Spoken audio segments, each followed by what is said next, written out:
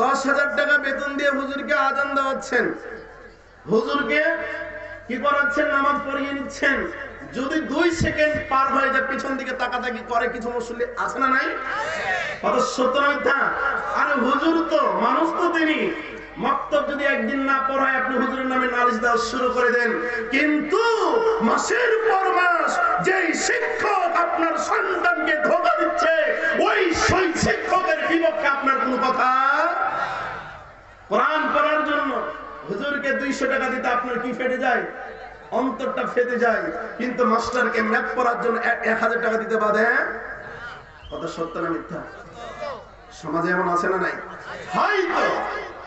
হয়তো আপনাদের এই ঠাকুরগার ভিতরে নাই, কিন্তু আল্লাহি আল্লাহর কসম, আল্লাহি আল্লাহর কসম, আল্লাহি আল্লাহর কসম, আমাদের রাজশাহী চাঁপাই নবাবগঞ্জের ভিতরে এগুলোর অভাব। এখন বলেন আপনাদের দিকে আছে কিনা?